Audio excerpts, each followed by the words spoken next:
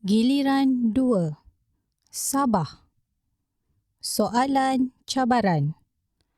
Dalam melindungi belia Malaysia dalam talian, literasi digital, keibubapaan yang kukuh dan penguatkuasaan harus diutamakan berbanding polisi menyekat akses ke media sosial demi menyokong matlamat pembelajaran sepanjang hayat. Saksikan video montaj 3 minit. Dalam dunia yang semakin digital, teknologi telah menjadi sebahagian daripada kehidupan kita. Daripada pembelajaran, komunikasi, urusan kewangan hinggalah kehidupan seharian. Semuanya kini berada di hujung jari. Namun persoalannya, adakah kita benar-benar bersedia menghadapinya? Di Malaysia, perkembangan teknologi turut hadir bersama cabaran yang semakin kompleks. Penipuan dalam talian, kebocoran data, buli cyber dan penyalahgunaan media sosial bukan lagi isu yang jauh daripada kita. Golongan remaja juga tidak terkecuali daripada menjadi sasaran dalam ancaman digital.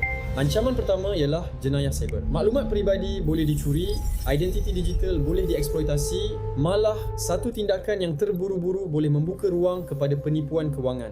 Dalam dunia digital, satu klik kecil boleh membawa kesan yang besar. Ancaman kedua melibatkan kesihatan mental dan psikologi. Notifikasi tanpa henti, tekanan media sosial dan keperluan untuk sentiasa mengikuti perkembangan boleh menyebabkan keletihan digital. Tanpa kawalan, penggunaan teknologi yang sepatutnya membantu boleh berubah menjadi tekanan. Ancaman ketiga ialah perkembangan kognitif. Pertukaran kandungan yang terlalu pantas melatih otak untuk sentiasa mencari rangsangan baharu. Fokus menjadi semakin singkat. Maklumat diterima dengan cepat tetapi tidak semestinya difahami secara mendalam. Namun, adakah penyelesaiannya sekadar menyekat? Tidak. Teknologi bukan untuk dijauhi. Teknologi perlu difahami, dikawal dan dikuasai dengan bijak. Di sinilah lahirnya prinsip cerdik. Satu pendekatan seimbang yang dibina berpandukan 3 kekuatan, iaitu cerdik digital melalui literasi digital, didikan ibu bapa dan kuat kuasa undang-undang.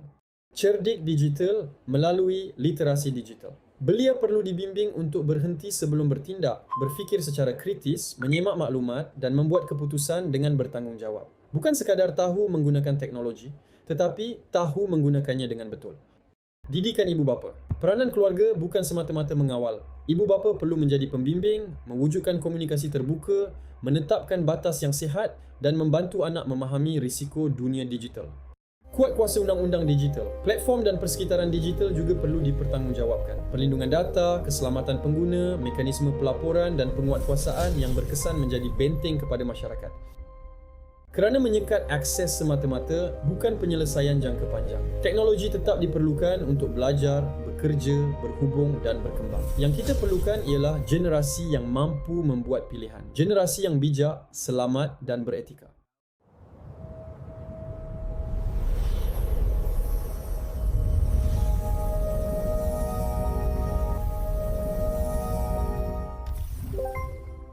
Jangan hanya sekat akses. Didik pengguna, lindungi belia, bina warga cyber yang cerdik. Pembentangan eksekutif 15 minit. Dipersilakan ahli kumpulan untuk membentangkan pembentangan eksekutif anda.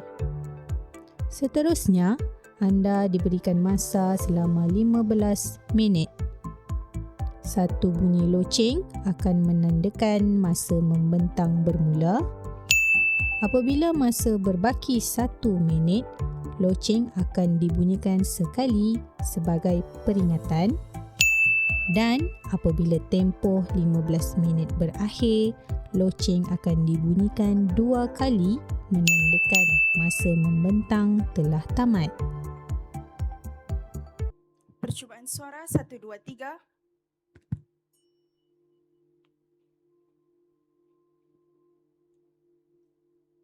Kajian Niklova Miriam dari Universiti Matej Slovakia mendapati bahawa sindrom hikikomori atau fenomena individu yang mengasingkan diri daripada masyarakat secara ekstrim telah mencapai 1.2% daripada populasi penduduk dunia. Dan ancaman ini telah menular bermula dari Jepun, merentasi beberapa buah negara lain. Laporan Tabung Kanak-Kanak Pertubuhan Bangsa-Bangsa Bersatu PBB menunjukkan bahawa Malaysia berada pada kedudukan kedua di rantau Asia berkenaan dengan buli siber dan berada pada kedudukan kelima berkenaan dengan golongan belia. Laporan Indeks Kebahagiaan Rakyat Malaysia MHR yang diterbitkan oleh Jabatan Perangkaan Malaysia telah menunjukkan bahawa Malaysia menduduki tempat kedua selepas kes penipuan atau fraud iaitu 9% dengan skor kebahagiaan sebanyak 6.012. Namun pada tahun 2023 merosot kepada 6.012. Ramai pakar berpendapat bahawa media sosial memainkan peranan utama dalam kemerosotan tahap kebahagiaan rakyat.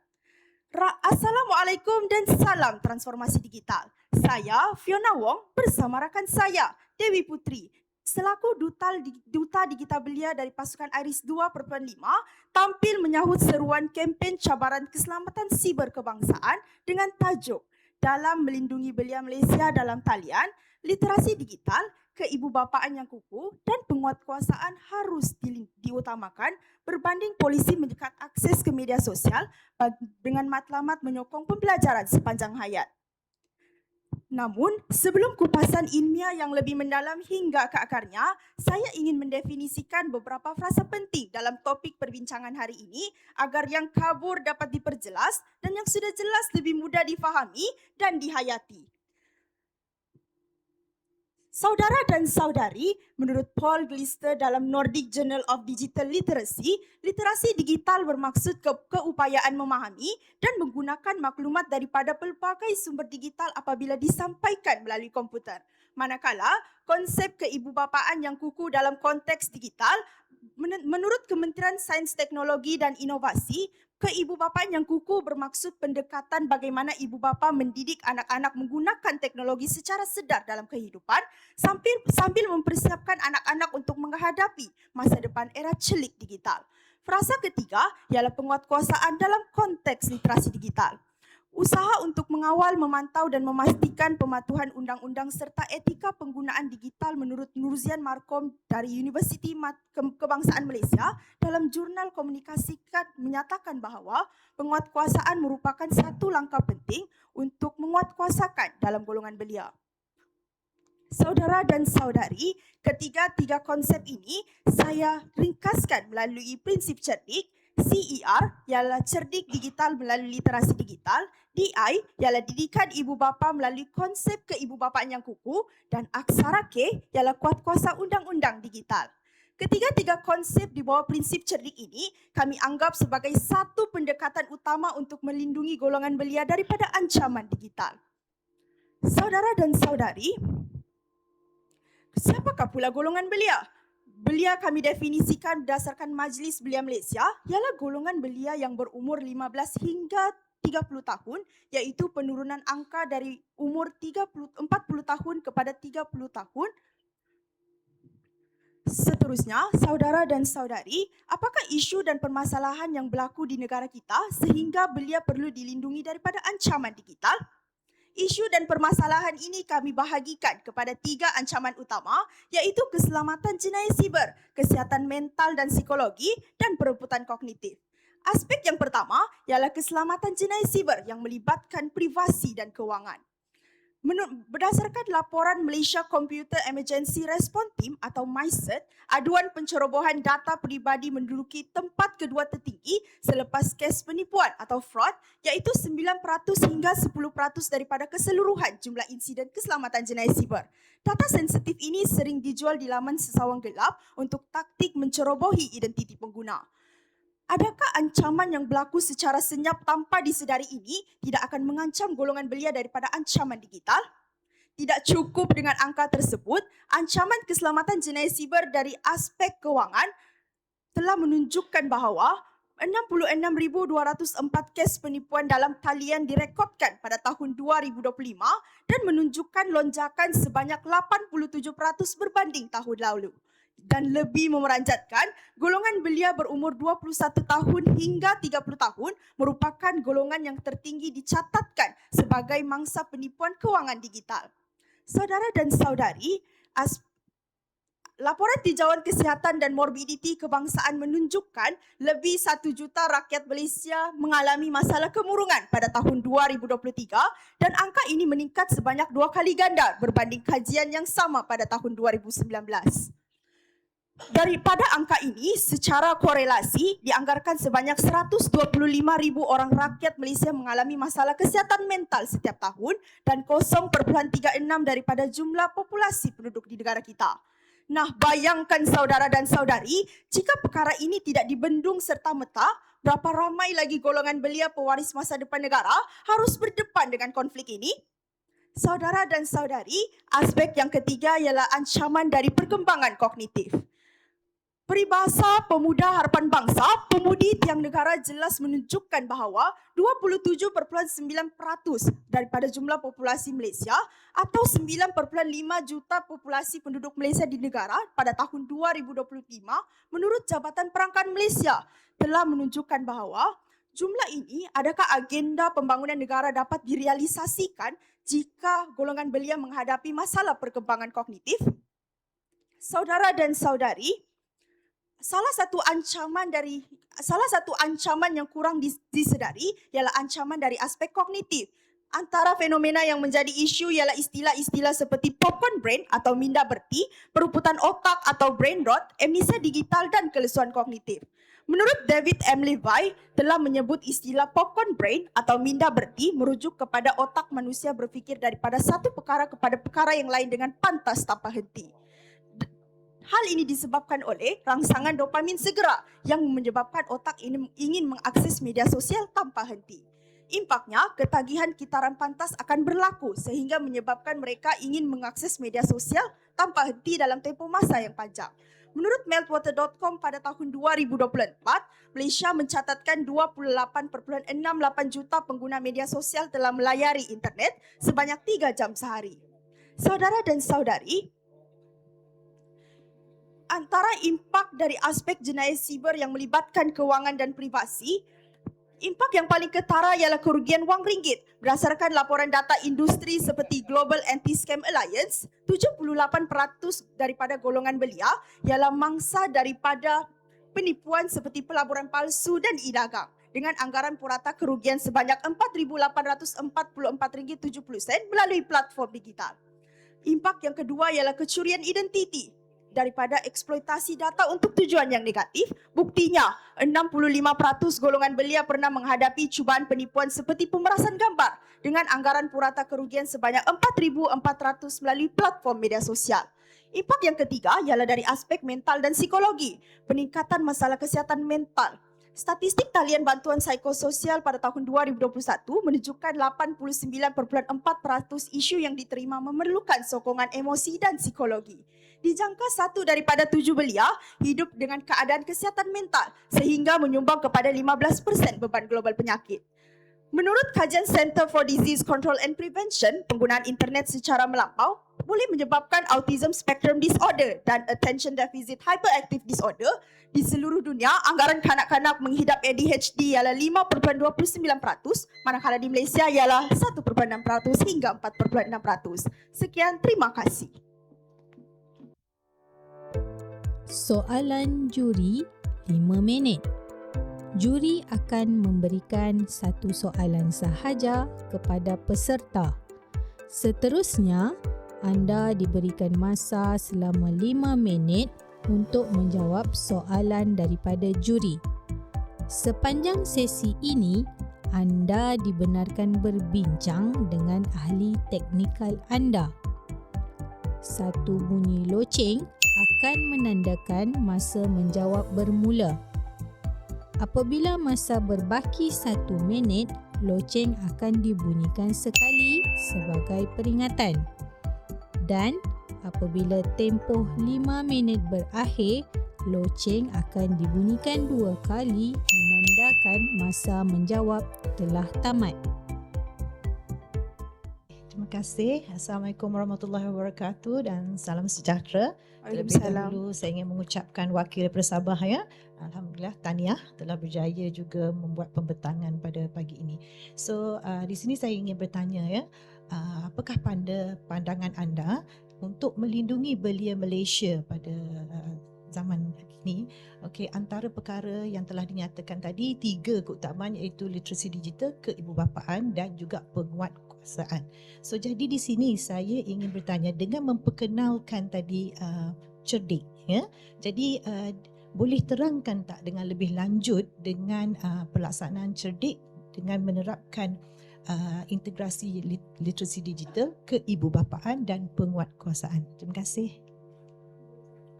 Okey, terima kasih atas soalan yang diajukan kepada saya sebentar tadi. Izinkan saya untuk berbincang dengan rakan seperjuangan saya. Silakan. Terima kasih.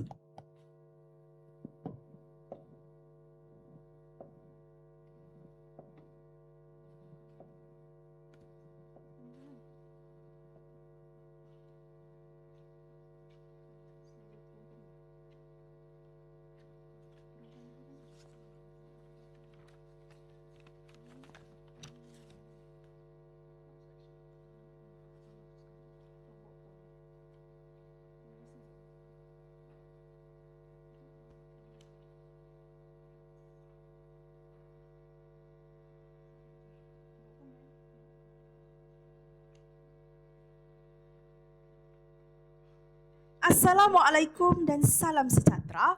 Pendirian kami jelas, sekatan boleh memberi perlindungan sementara, tapi cerdik membina keupayaan belia untuk melindungi diri daripada ancaman digital. Pertama, cerdik membina kemahiran bukan sekadar halangan.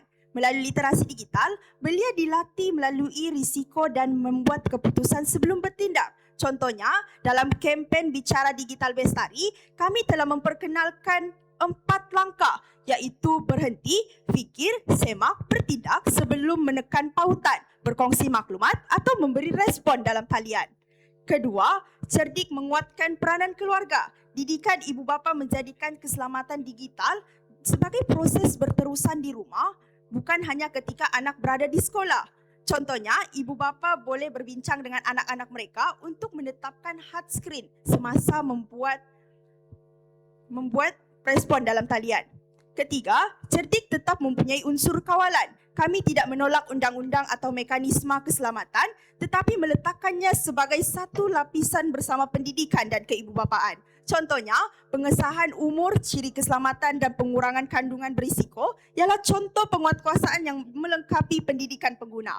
Keempat, cerdik yang lebih realistik dalam kehidupan belia.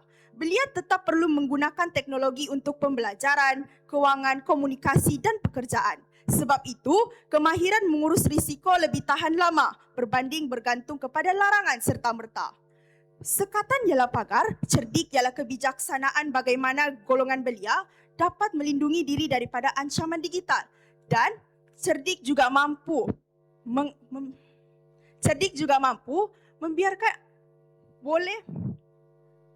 cerdik juga menjadi satu langkah kepada ibu bapa untuk mendidik anak-anak mereka daripada ancaman digital sekaligus mempersiapkan anak-anak mereka daripada ancaman digital. Ibarat peribahasa, meluntur bulu biarlah dari rebungnya. Prinsip cerdik juga menyatukan ketiga-tiganya menjadi kerangka perlindungan yang mudah difahami, diingati dan diterjemahkan kepada tindakan, iaitu literasi digital, keibubapaan dan penguatkuasaan. Pertama, selain itu, cerdik juga menggunakan perlindungan berlapis dalam menangani ancaman digital. Literasi digital bekerja pada individu, didikan ibu bapa pada keluarga dan penguatkuasaan dan juga sistem. Jika seseorang murid terdedah kepada skam, dia mempunyai pengetahuan untuk mengesan risiko tersebut adakah ia membawa ancaman kepada diri mereka sendiri atau mengalami masalah yang mungkin berlaku di seantero dunia. Cerdik juga memudahkan komunikasi antara dua hala. Namanya CER, DI dan K meringkaskan konsep kompleks kepada 3 komponen yang mudah disebut oleh murid dan masyarakat. Contohnya, guru boleh menggunakan satu istilah yang sama untuk meningkatkan pengetahuan murid mengenai ancaman digital yang semakin kompleks di negara kita, terutamanya skam atau pelaburan palsu yang berkemungkinan tinggi untuk menghasut minda golongan belia untuk sentiasa menggunakan platform-platform yang tidak berautoriti. Kekuatan cerdik bukan hanya pada satu komponen, tetapi pada bagaimana 3 komponen ini bekerjasama untuk menghalang ancaman digital daripada memasuki minda golongan belia. Itu sahaja. Sekian, terima kasih.